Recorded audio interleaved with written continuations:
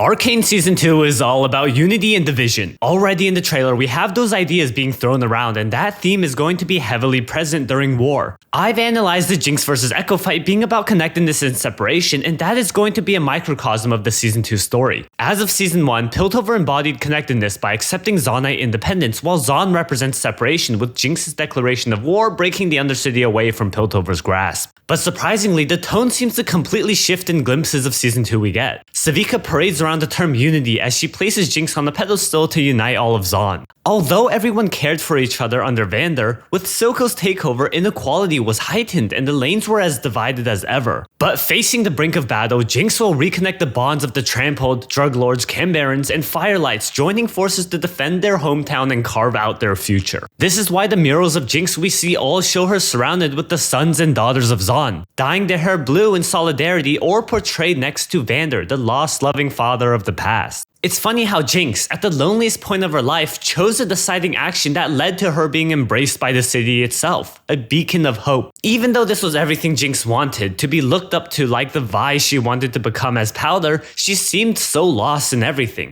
As everyone takes up her name, colors, defining features, and surround her, Jinx looks lonely and sad. Referencing BoJack, everyone loves Jinx, but no one likes her. Jinx shot the rocket for herself, not some grand idealized action for the Undercity's benefit. Jinx was lonely and afraid and just wanted to burn down everything around her. But now facing the good from her actions, Jinx's Season 2 internal conflict will be about living up to a leader and connecting with the Undercity that stepped over her so easily before she became the Joker. And the key player in this development will be the little Jinx fangirl bonding with her blue savior. This will force Jinx to live with the impact of her actions passed on to the people of Zaun through her developing connections with Zaunite inhabitants. But that will be a character arc, since Jinx is coming into Season 2 with nothing. Much like how Zaun starts embracing the idea of unity, Piltover will embrace division. When it comes to ideology, Zaun is in the right. You may disagree with the method of rebellion, but the people of Zaun have the right for self-governance if the council causes constant ruination. Or maybe that's me being too freedom-brained. Zaun has the moral position stepping into war, and hence why Mbessa reframes the narrative as a bid to keep peace. But with the old council dead and a warmongering general at the helm, it's no wonder why Piltover pushes for an idea of false moral superiority. Because a villain just attacked the main governance, martial law will be instated until things stabilize. Mbessa basing the war off of connectedness will convince Caitlyn and Vi to join the war effort. But in actuality, Piltover is quite literally division incarnate. Turning countrymen against brothers, Vi is a clear example. Mbessa is building up the engine of war for her own benefit. She is here to perpetuate division so Hextech weapons get made.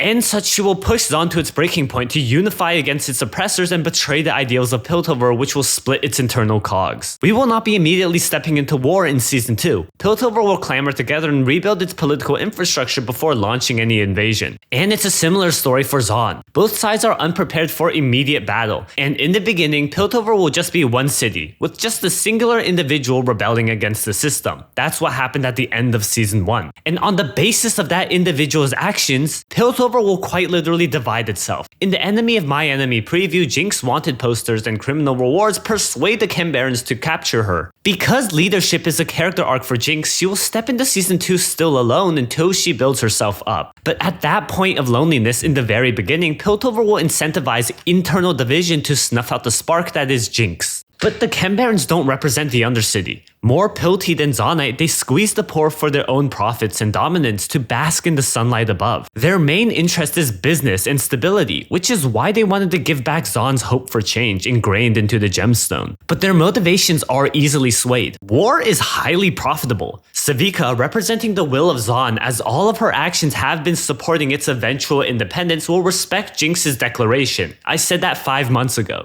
And as Zaun, she will maintain that idea of unity and hold out the olive branch to Jinx. Putting away all their muddied history, Sevika joins forces with Jinx and pushes for unity within Zaun and mobilizes all of the Undercity to stand up for itself on the foundation that is Jinx. Zaun has always been resilient. Zaunites have always been Zaun. But lacking the vision to guide their actions, Sevika uses Jinx, wielder of Hextech, to define Zaun's vision and focus their desires for progress. And that means sticking it back to Piltover, hand in hand, as the lanes united will be unstoppable. Sevika has always knew the innate strength of the lanes, pushing for war back in Act 1. But relying on a uniting vision found in Silco and later Jinx, it is finally time to do what she has committed her life towards. And so she inspires inspires unity within Jinx within Zaun. It's also interesting how the Firelights are so eager to collaborate with the general forces of Zaun. Remember, Echo said that the enforcers killed a lot of Firelights, but Silco killed even more. The war effort is going to be led by Silco's forces primarily, with Sevika organizing everything. Shimmer trade was the whole reason the Firelights formed. But again, Shimmer is a long-term threat compared to the direct invasion and subjugation of Zaun by Piltover and Noxus. Echo has also been itching to reconnect with his Pookie Bear, so maybe they work out a deal or something. Echo always wanted something better for Zaun, a leading reason why he wanted to bring the Hex Gem to the council to negotiate on his own terms. But Echo has always been about connectedness, joining with Vi and Caitlyn in an attempt to heal the Undercity. The conflict between Echo and Jinx was about connectedness and separation. The winner of that fight decided who could control the Hex Gem, and consequently the direction of where to take the Undercity. With Jinx ultimately winning out and burning the bridges between Piltover and Zaun, I wonder what developments will get Echo to switch sentiments. I'm thinking that it has to do with Noxus, as the Firelights stand opposite to their invading forces, much like how Zaun always opposes Piltover's rule. Or maybe nationalism within Zaun is running rampant, and even the Firelight forces feel it's their duty to fight for Zaun's future. We know Echo's character will regress in Season 2, deconstructing his self-image and overall purpose. With him joining forces with Jinx, their personalities will wear off on each other. In some aspect, Jinx will become as empathetic, responsible, and ambitious as ever, while Echo will become traumatized, mentally complicated, and ideologically conflicted. But it looks like Echo will build himself back up to his usual ways and ally with Piltover as the true evils of war become apparent. Now, with Singe, he is quite literally the most isolated Zaunite. Loneliness is often a byproduct of a gifted mind, is his mantra. But from the trailer's Romanian dub, we know he speaks with a woman about the Arcane, and he's working on reviving his dead daughter, so it looks like his bonds will reform. His pupil Victor may also return to the Undercity and let him experiment with the Hex Core, so things are looking up for him. Maybe he starts forming his connections with Noxus so he can sell his services to Mbessa in the future. Who knows? But Singe's experiments and contributions will be major in giving Zaun the edge to push for independence, so he will be a crucial part for victory. Lastly, within Zaun, we have Vander, who is theorized to be Warwick. Not a lot to talk about for him, other than the fact that he looks super feral. In mind and body, he is separated from the man of the past, but ultimately, his character's journey will involve re-establishing his relationships in mind.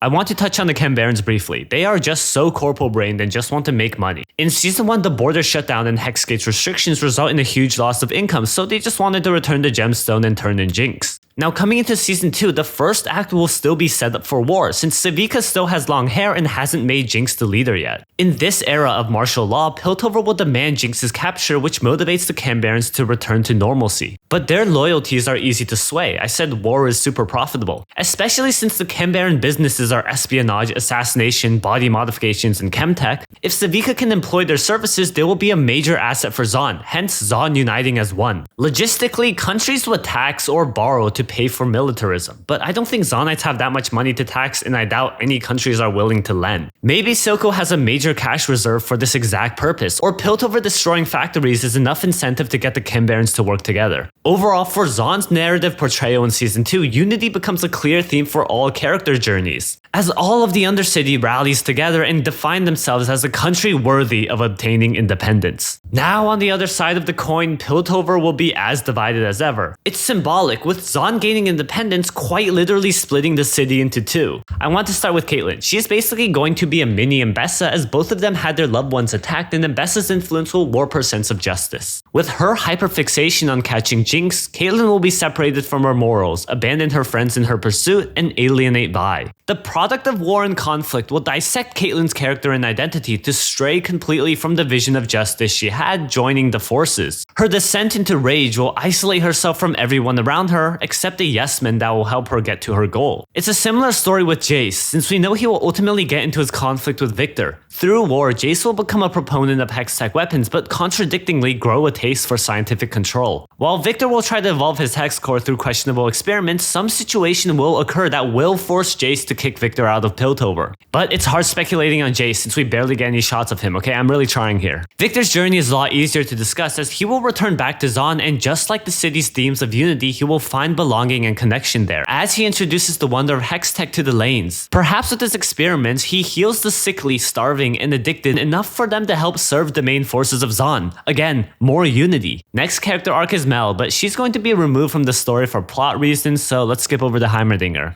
Well, technically, as of Season 2, he is a Zaunite, and we already see him connecting with the children of Zaun far more than he ever did with anyone in Piltover. But we know Heimerdinger ultimately ends up in Piltover. That's who he is. The city, council, and society will be completely different from what he is accustomed to, with wildly different values and motivations, and again, it will isolate him. Also, since Heimerdinger is going to die, yes, I'm going to say that in every video, we know he will be separated from his soul, so that's another W. Last in Piltover, Vi is going to have the most complex relationship with Unity and Division. Starting off Season 2 in Piltover, Vi becoming an enforcer inherently isolates her from the entire Undercity. Then, due to Caitlyn's obsession with catching Jinx, a rift will form between the two. Piltover, as a vehicle, separates Vi from everything she loves, which no doubt leaves her completely alone fighting her demon. Because Piltover represents Division and Zaun will be defined by Unity, Vi gets outcasted from Piltover, similar to Victor, but finds solace in the Undercity. Even in her darkest moment, her sister Jinx still watches over her through thick and thin. And it is within Zaun that Vi will re-establish her identity through her conflict with Warwick.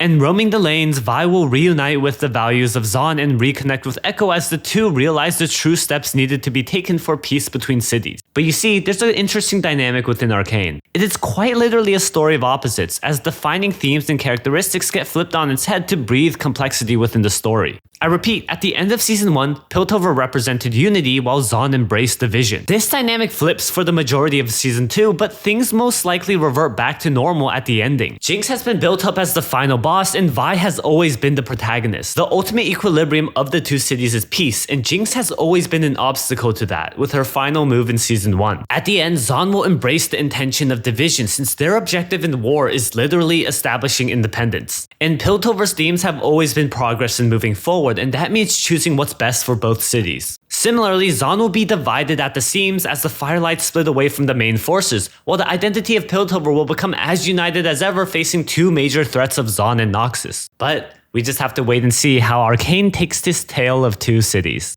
I see a lot of discussion that Arcane has been giving away too much of Season 2. I don't quite believe that, since there are so many ways the story can still go, and I see all sorts of plausible theories connecting everything in the comment section. Rewatch the Arcane recap they gave us, because even within that video, they are already being extremely misleading, so it's no doubt the same for the trailers. I'm still surprised at how deep Arcane is, since I can do a full thematic analysis for Season 2, even though we haven't gotten anything yet. Also, I have to fight all of the Jinx villain naysayers as usual. The biggest cope for the Jinx deniers are that everyone unites to fight against Mbessa. Well, Jinx's voice actor, Ella Purnell, literally said that the ending is going to be sad and no one will feel good about it. How is that going to happen if everyone joins hands buddy-buddy Avengers Endgame to fight Mbessa the big bad wolf? That scenario has no stakes and it's just a victory lap. Think, Mark, think! Alright, that'll be it for me. Catch you guys in the next one. Bye.